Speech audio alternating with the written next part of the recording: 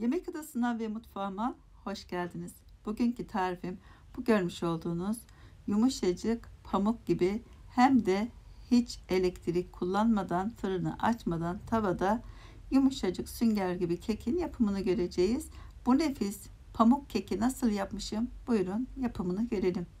Öncelikle karıştırma kabımın içine 3 adet yumurtayı kırıyorum.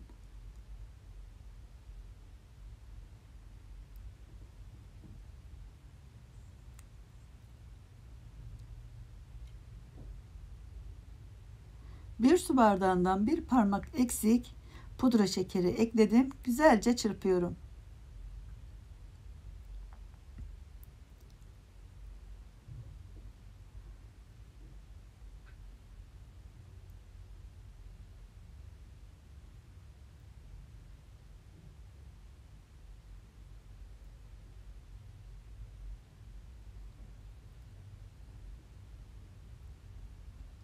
Bir paket krema kullanıyorum.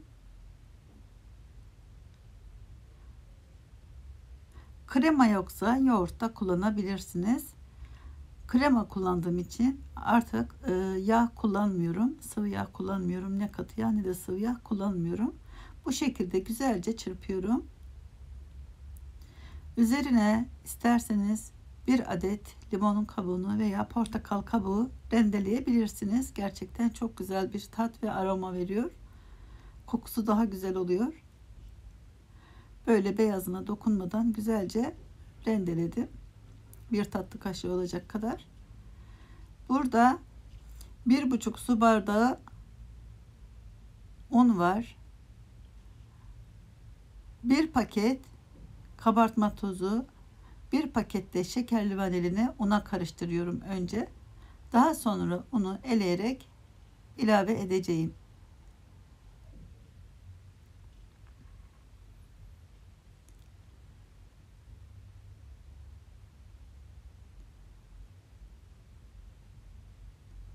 Azar azar hem karıştırıp hem de unu ekliyorum bu şekilde eleyerek.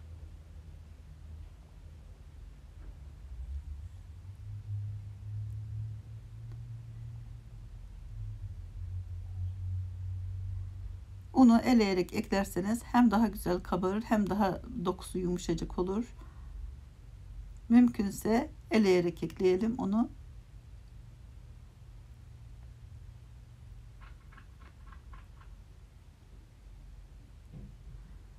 Unun miktarı değişebilir.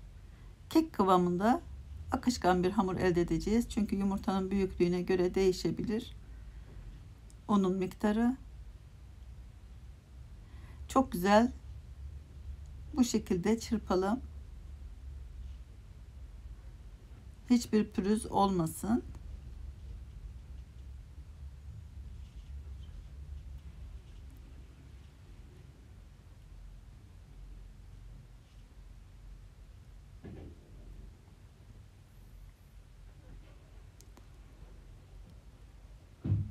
Şimdi tavamızı yağlayalım. Kullandığım tavanın ölçüsü 22 santim. İster tereyağıyla isterseniz de sıvı yağla yağlayabilirsiniz. Değişen bir şey olmaz. Yapışmaz.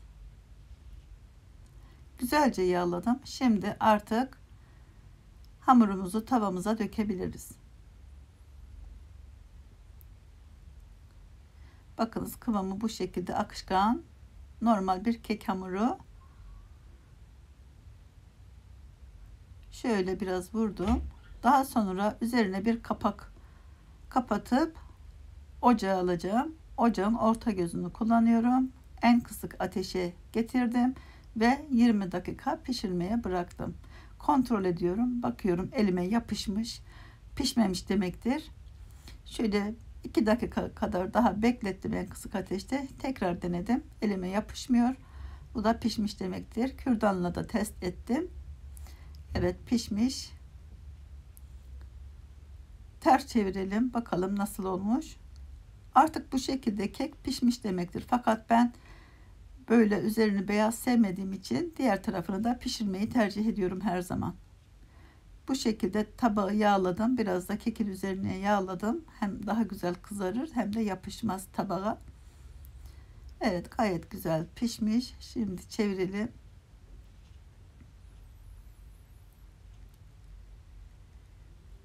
Kapağını kapatalım. Tekrar altı kızarana kadar pişirelim. Yaklaşık 10 dakika en kısık ateşte altıda kızarana kadar pişirdim. Bakınız gayet güzel olmuş.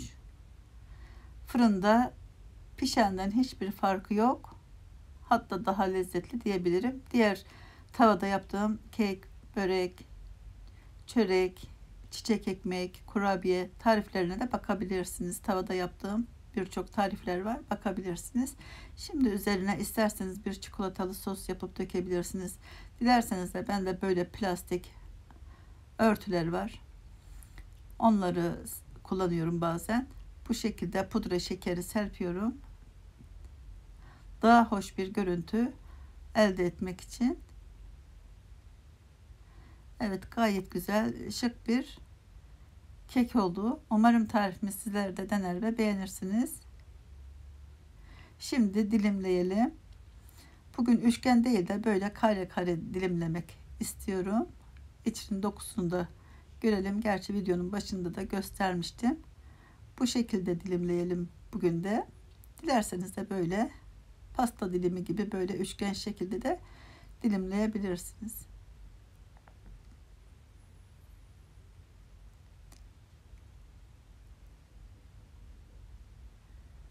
O kadar yumuşak ki gerçekten muhteşem bir tarif oldu. Yağ da kullanmadım, süt, yoğurt da kullanmadım.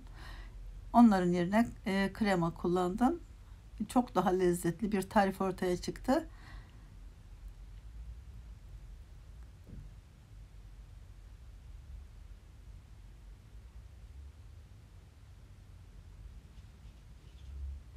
Bu arada çayımızı da demledik.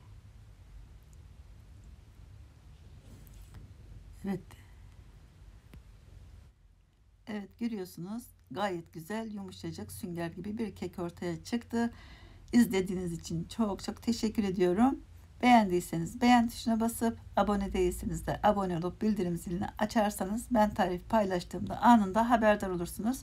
Başka tariflerde, başka videolarda görüşmek üzere. Hoşça kalın. Afiyet olsun.